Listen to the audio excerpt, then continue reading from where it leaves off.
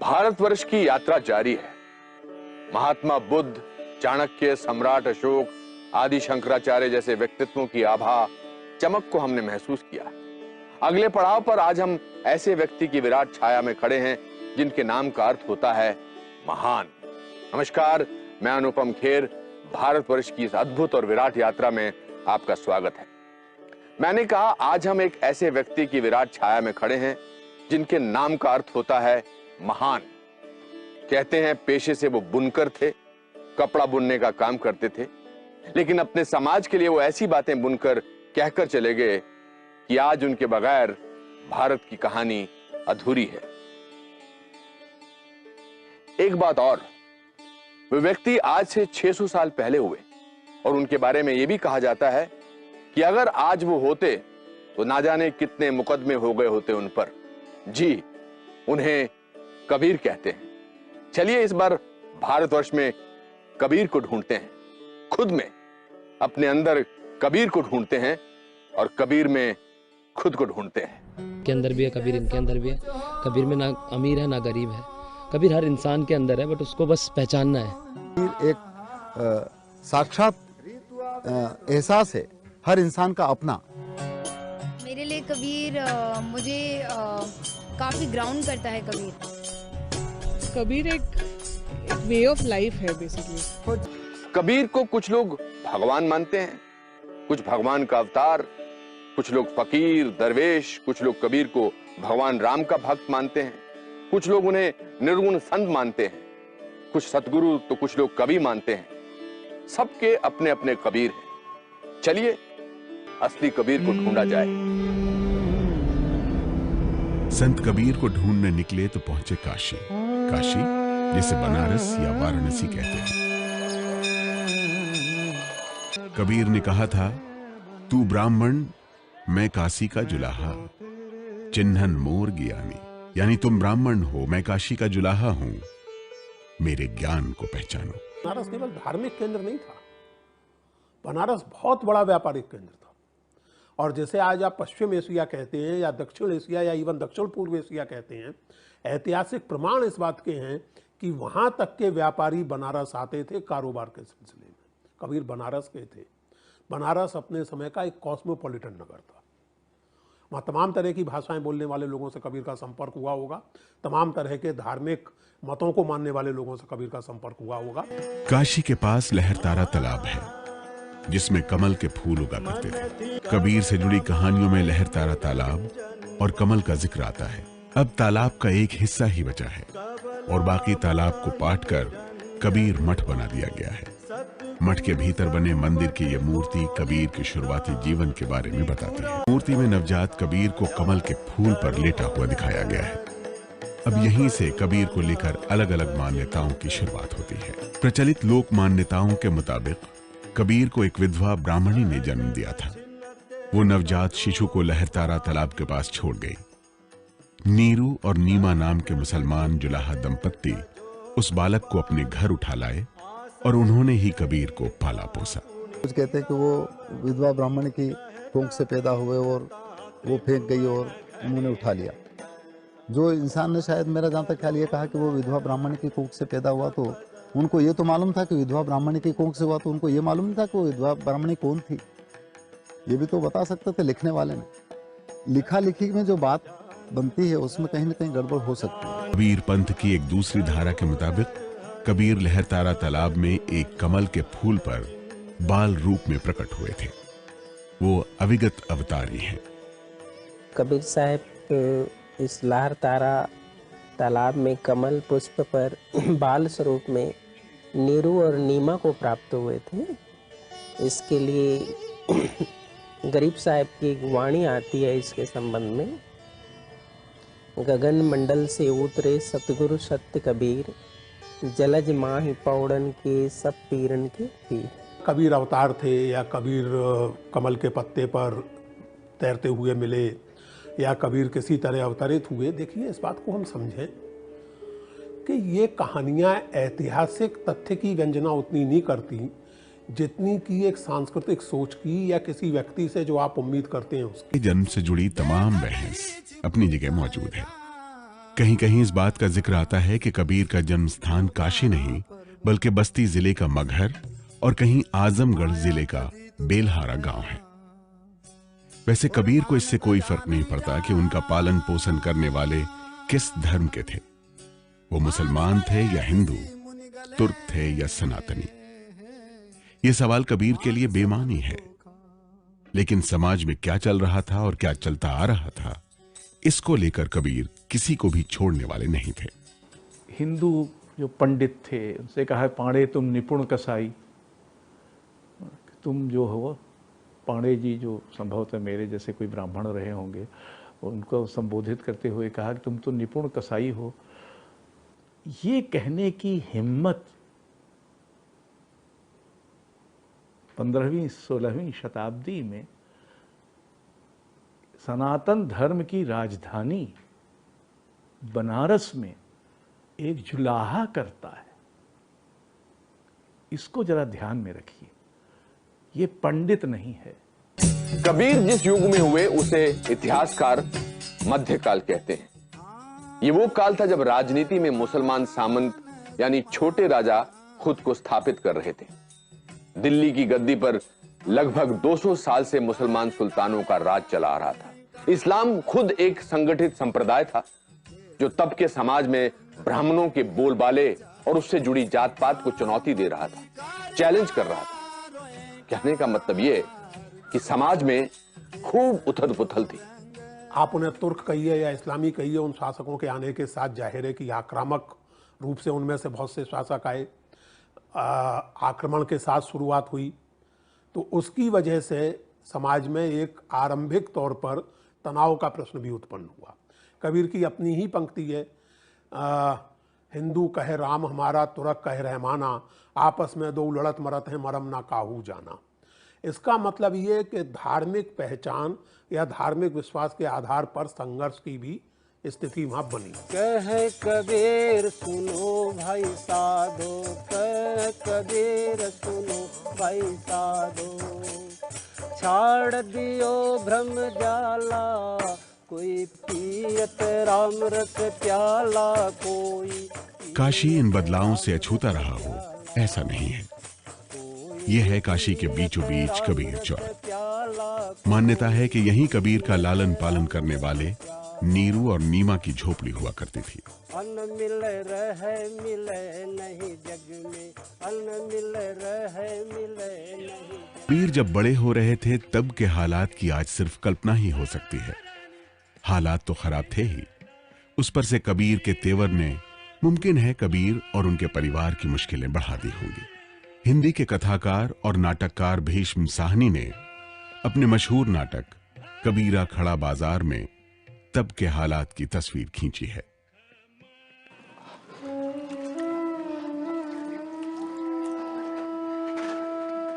अरे क्या बात है, बहुत ही जल्दी बहुरे बाजार से।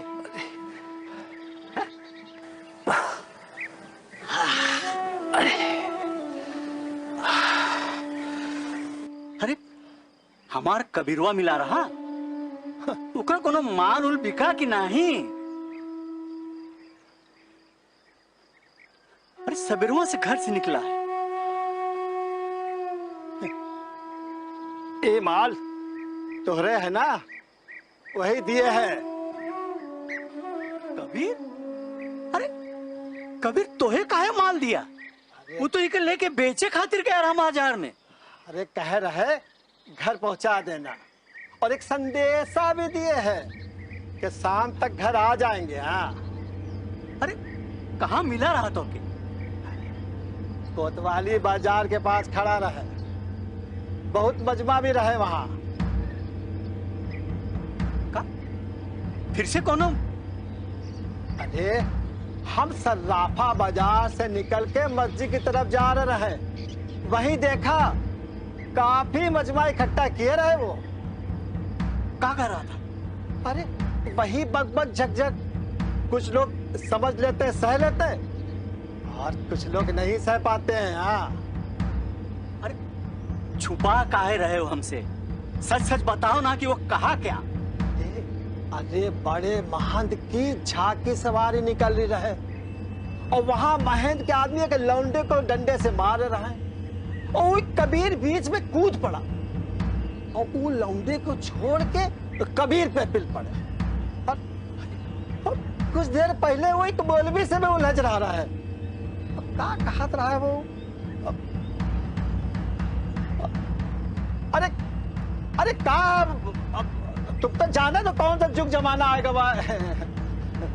लो सुन लो अपने बेटुआ की करतूत।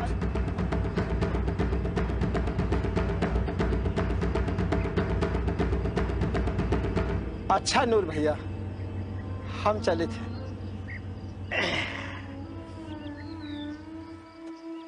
कबीर ने जो समाज में देखा उसमें तरह तरह की विषमताएं थी। कौन किस जाति में जन्मा है वही भाग्य तय करता था। व्यक्ति के बड़े या छोटे होने का मापदंड उसका जन्म कुल ही रह गया था। ब्राह्मण चाहे जितना दुराचारी हो सामान्य था, दलित चाहे जितना भी सदाचारी हो नीच समझा जाता था। कबीर ने इस आधार को नाकार दिया।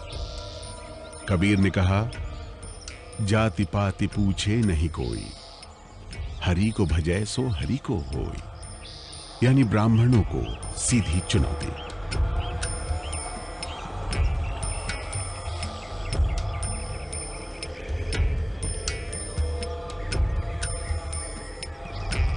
ओम घृणी सूर्याय नमः।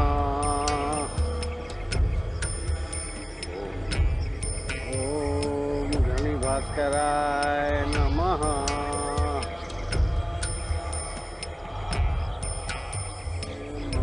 पंडित जी,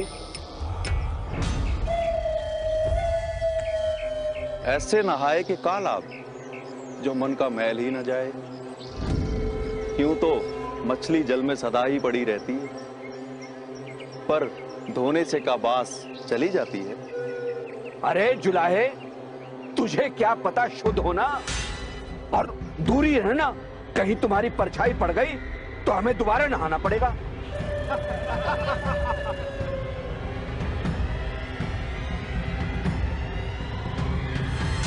पड़ी पड़ी के पत्थर भया, लिख लिख भया जू ईट। कहे कबीरा प्रेम की लगी न एकौ छीट। पोथी पढ़ पढ़ जग मुआ, पंडित भया ना कोई। ढाई आखर प्रेम का पढ़े सो पंडित होए। कबीर यही नहीं रुके, बोले, कहे कबीर चेतरे भोंदू, बोलन हारा तुरक न हिंदू। काशी उस समय भारत का हृदय थी। सब धर्म के अपने अपने मठ थे। वहां ठाव ठाव पर मंदिर थे, मस्जिदें थी। कबीर के पास कुछ नहीं था, केवल शब्द थे। और जब शब्द ऐसे हों, बोलन हारा तुरक न हिंदू, यानी ऊपर वाला न हिंदू है ना मुसलमान। पत्थर पूजे हरि मिले तो मैं पूजूं पहाड़। बातों ये चक्की भली पीस खाए संसार। या कंकड़ पत्थर जोरी के मस्जिद लई बनाए। ताचड़ी मुल्ला बांग दे बहरा हुआ खुदाए। काशी में बैठकर 14वीं शताब्दी में ऐसे निडर दोहे बोल बोलने वाला कबीर अक्सर गुरु की महिमा गाते थे। कबीर के गुरु कौन थे? निडरता की ये सीख उन तक पहुंची कैसे? काशी में जिस समय कबीर की वाणियों ने हड़कंप पैदा करना शुरू किया, उस समय वहां स्वामी रामानंद की बड़ी पूछ थी। स्वामी रामानंद के 12 शिष्य बताए जाते हैं, जिनमें कबीर की गिनती भी होती है। कबीर ने अपने एक दोहे में कहा है, काशी में हम प्रकट भये हैं, रामानंद चिताए। एक बड़ा तबका है जो स्वामी रामानंद को कबीर का गुरु मानता है। लेकिन स्वामी रामानंद कबीर के गुरु बने कैसे, या कबीर ने स्वामी रामानंद को अपना गुरु बनाया कैसे, इससे जुड़ी कई कहानियां प्रचलित हैं। ये कहानियां दरअसल तब के समाज और कबीर के सामने की चुनौतियों की भी कहानी है।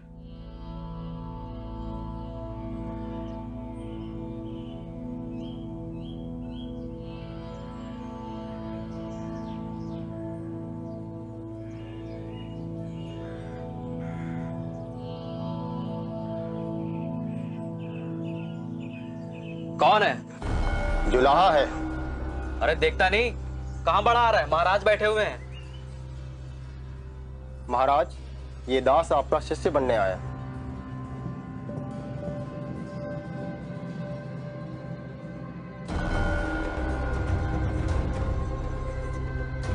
कौन है तू? प्रभु, कबीर। कौन जात? जुलाहा। जो काम तू कर रहा है वही कर। वही काम तेरा धर्म है।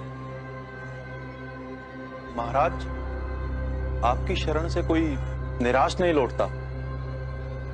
क्या राम सबका नहीं? क्या राम मेरा नहीं? क्या राम मेरा नहीं? बाहर निकाल। अरे निकाल। चलो चलो। क्या राम सबका नहीं? बाहर निकालो। चल, अरे बाहर निकाल। निकालो बाहर। ये काशी का पंचगंगा घाट है। पंचगंगा घाट स्वामी रामानंद के आश्रम में हुए अपमान की अगली कड़ी का साक्षी है। रोज सुबह इसी घाट पर स्वामी रामानंद स्नान करने आते थे। कबीर उसी घाट पर पहुंचकर उसकी सीढ़ियों पर लेट गए।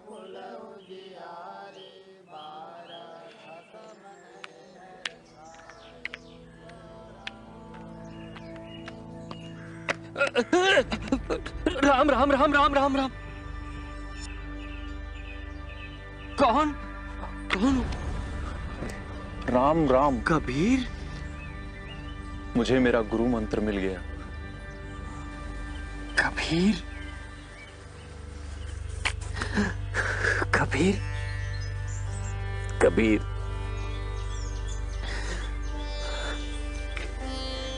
तू जीत गया। तू जीत गया कबीर। तूने मुझे अभिमान, अन्याय तथा पाप के बंधनों से मुक्त कर दिया। मैं तो अंधा हो गया था।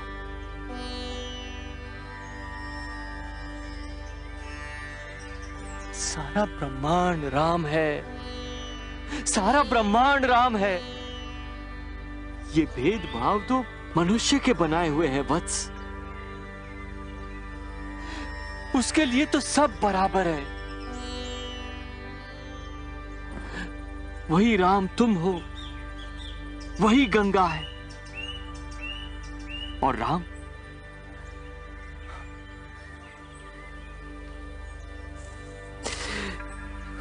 तो सबका सबका।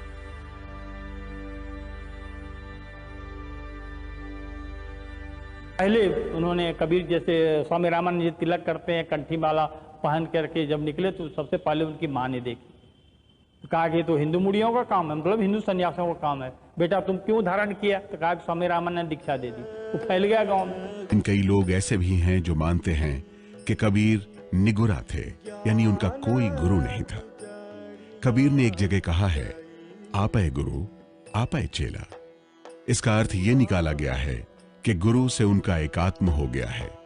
गुरु और उनमें फर्क नहीं है।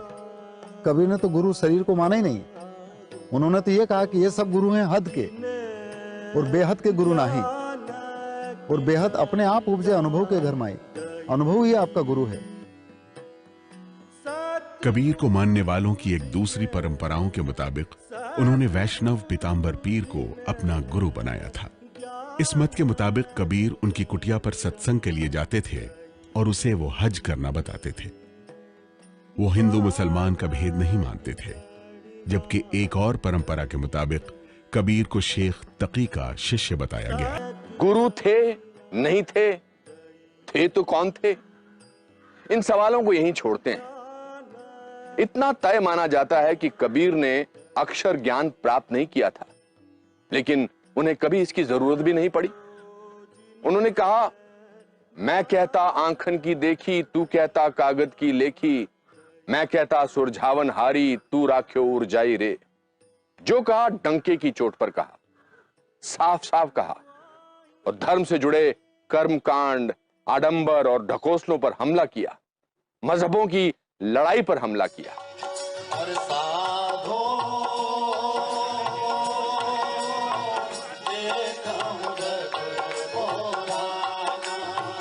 15वीं-16वीं शताब्दी का काशी धार्मिक संघर्ष का भी साक्षी था।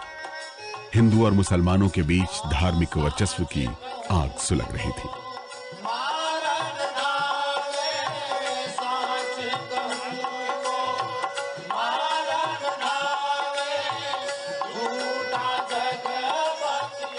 इसे कबीर और उनके साथियों ने समझ लिया था। कहा जाता है कि कबीर सत्संग किया करते थे, जिसमें समाज के दबे कुचले शामिल होते थे। कबीर जहां जहां जाते वहां मजमा लग जाता था। आज कबीर के जीवन से जुड़ी घटनाओं का ऐतिहासिक प्रमाण तो नहीं मिलता, लेकिन जनश्रुतियों में वो हमेशा मौजूद रहे हैं, हमारी बोलचाल में, हमारी सोच में।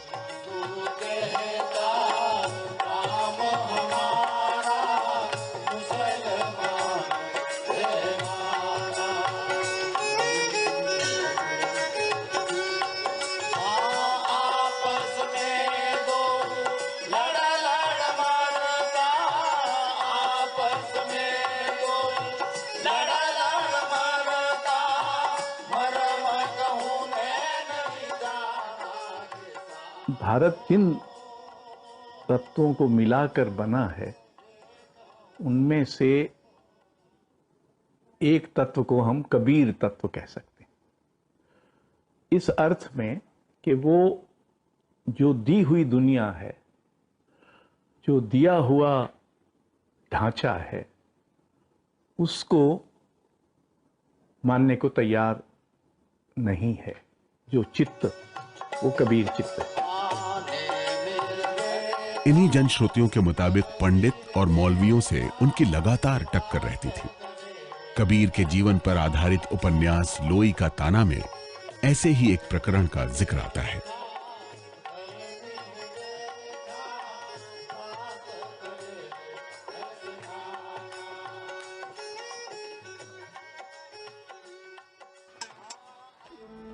सुने हैं तुम मुसलमानों के खिलाफ लोगों को भड़का रहे हो। ये हमको भड़का नहीं रहे हैं, समझा रहे हैं। नहीं भाई, ये जुलाहा कहा था, दिन भर रोजा राहत हैं, रात हनत है गाय। ये तो खून व बंदगी, कैसे खुशी खुदाई। ये का हिंदू वाली बात ना हुई?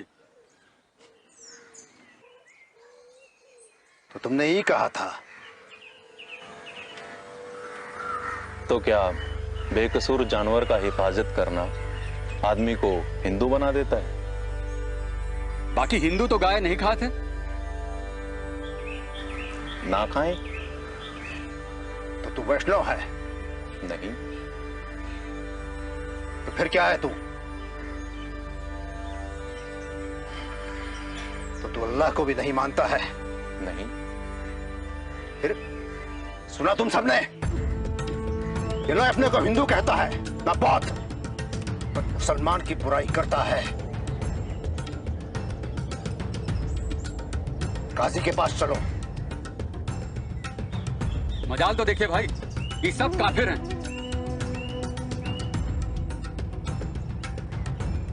चला है, तू आग में हाथ डाल रहा है। कैसे मुल्ला साहब? बता, तू कौन मजहब मानता है?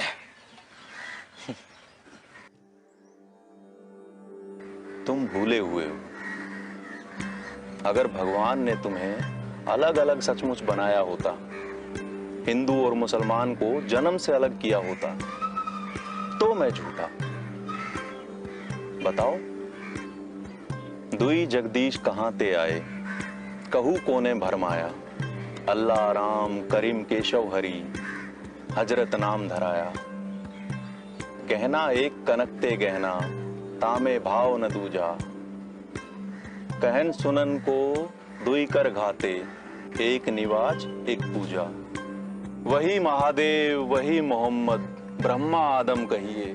कोई हिंदू कोई तुर्क कहावे, एक जमी पर रहिए। वेद किताब पढ़े व कुतबा, वे मौलाना वे पांडे। बिगत बिगत के नाम धरायो, एक माटी के भांडे। कह कबीर त दोनों भूले, रामहू किनहू ना पाया।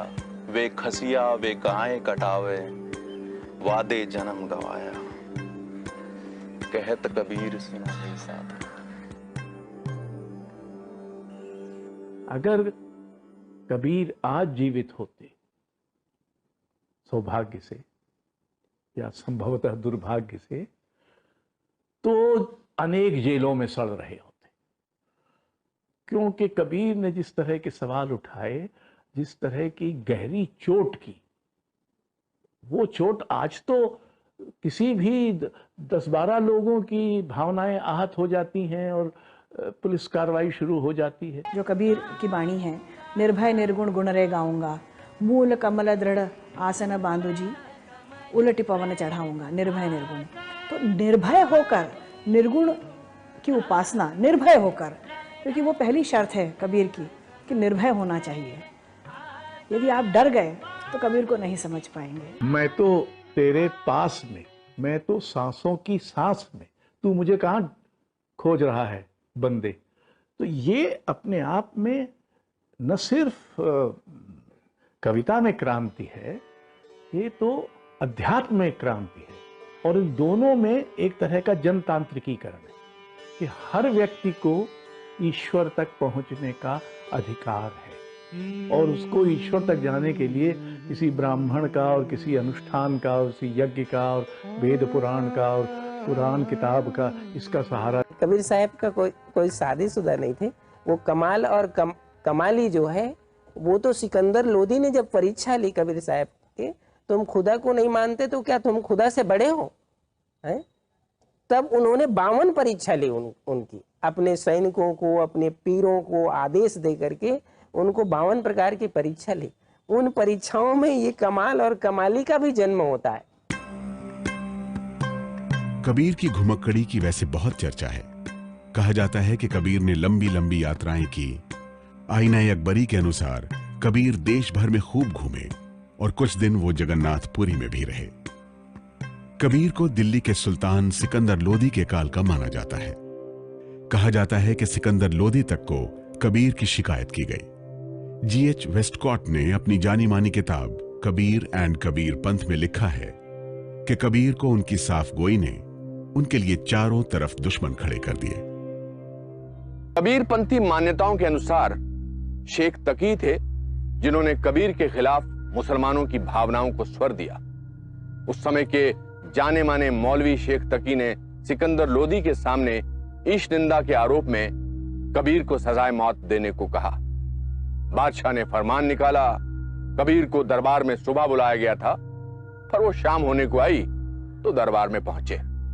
काशी के कबीर चौरा मठ से प्रकाशित किताब कबीर जीवन कथा के मुताबिक दरबार में जाने के लिए कबीर ने गले में तुलसी की माला पहनी, माथे पर चंदन लगाया और सिर पर पगड़ी बांधकर उस पर मोर पंख की कलगी खोसी, जबकि ऐसा वेश कबीर कभी नहीं बनाते थे।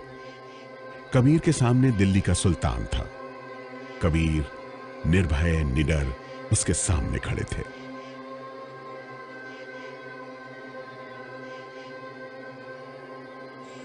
बादशाह सलामत है, रहम दिल है बादशाह। बादशाह को सलाम करो, माफ कर देंगे तुझे।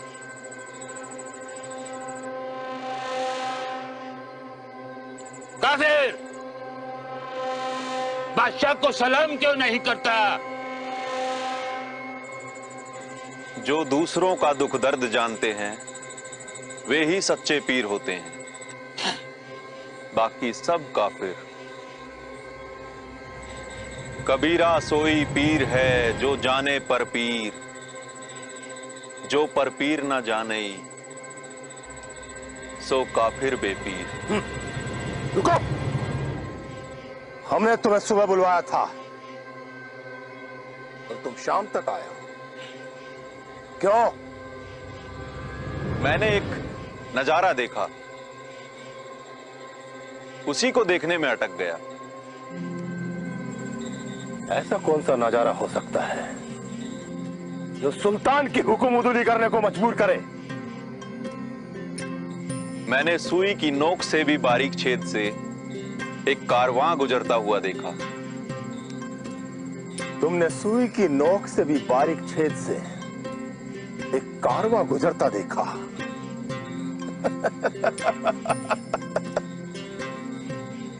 झूठे हो तुम। ऐ सुल्तान, स्वर्ग और नरक के बीच बड़ा अंतर है। सूरज और चांद के बीच के अंतरिक्ष में अनगिनत हाथी और ऊंट समाये हैं, जो कि आंख की पुतली की नोक से देखे जा सकते हैं, और ये नोक सुई की नोक से भी बारीक है।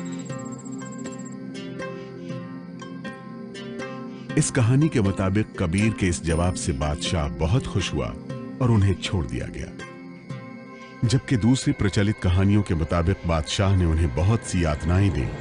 ले जाओ इसे। लेकिन जब वो अपनी तमाम कोशिशों में असफल रहा, तब सुल्तान सिकंदर लोधी को अपनी भूल का अंदाजा हुआ। इसके बाद भी कबीर के खिलाफ साजिश चलती रही। कबीर की जिंदगी जितनी अब तक हमने देखी, उससे कुछ बातें बिल्कुल साफ हैं। भारतवर्ष में जो दबे कुचले थे, दलित थे, उनके लिए आवाज देने वाले वो पहले व्यक्ति लगते हैं। वो जाति धर्म को तोड़कर समाज सुधार की बात आज से 600 साल पहले कर रहे थे। तुम कत ब्राह्मण हम कत शुद्ध, हम कत लोहू तुम कत दूध। गरीब चाहे वो किसी भी धर्म का हो, ईश्वर प्रेम का बराबर का अधिकारी है, हकदार है। ये बात उन्होंने कूट कूट कर अपने शिष्यों को समझाई। कबीर ने धर्म के बंधे बंधाए विश्वासों की जकड़न को चुनौती दी। वो धर्मों के कट्टरपन के घोर आलोचक थे। न हिंदू न मुसलमान की घोषणा करने वाले संत कबीर पहले कवि थे, जिन्होंने धर्मनिरपेक्ष समाज की कल्पना की।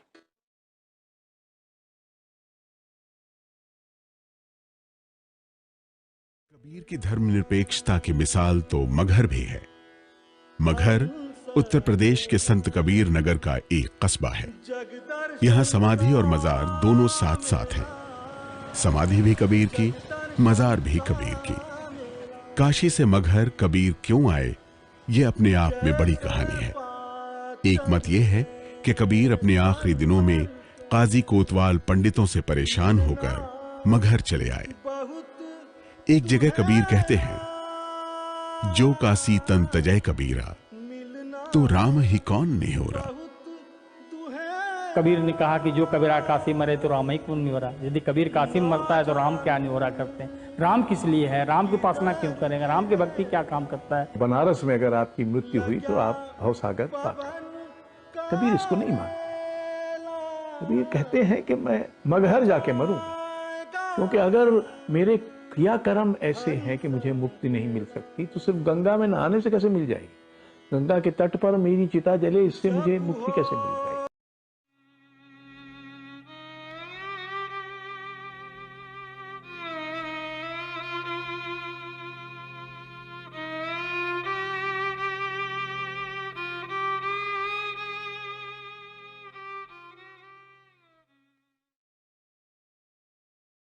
भारतवर्ष की यात्रा जारी है। महात्मा बुद्ध, चाणक्य, सम्राट अशोक, आदि शंकराचार्य जैसे व्यक्तित्वों की आभा, चमक को हमने महसूस किया। अगले पड़ाव पर आज हम ऐसे व्यक्ति की विराट छाया में खड़े हैं, जिनके नाम का अर्थ होता है महान। नमस्कार, मैं अनुपम खेर। भारतवर्ष की इस अद्भुत और विराट यात्रा में आपका स्वागत है। मैंने कहा, आज हम एक ऐसे व्यक्ति की विराट छाया में खड़े हैं, जिनके नाम का अर्थ होता है महान। कहते हैं पेशे से वो बुनकर थे, कपड़ा बुनने का काम करते थे, लेकिन अपने समाज के लिए वो ऐसी बातें बुनकर कहकर चले गए कि आज उनके बगैर भारत की कहानी अधूरी है। एक बात और, वे व्यक्ति आज से 600 साल पहले हुए, और उनके बारे में यह भी कहा जाता है कि अगर आज वो होते तो ना जाने कितने मुकदमे हो गए होते उन पर। जी, उन्हें कबीर कहते हैं।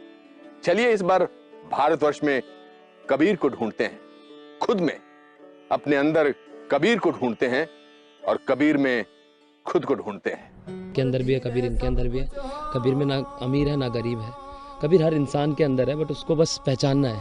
कबीर एक साक्षात एहसास है, हर इंसान का अपना। मेरे लिए कबीर मुझे काफी ग्राउंड करता है। कबीर एक वे ऑफ लाइफ है बेसिकली। कबीर को कुछ लोग भगवान मानते हैं, कुछ भगवान का अवतार, कुछ लोग फकीर, दरवेश, कुछ लोग कबीर को भगवान राम का भक्त मानते हैं, कुछ लोग उन्हें निर्गुण संत मानते हैं, कुछ सतगुरु तो कुछ लोग कवि मानते हैं। सबके अपने अपने कबीर हैं। चलिए असली कबीर को ढूंढा जाए।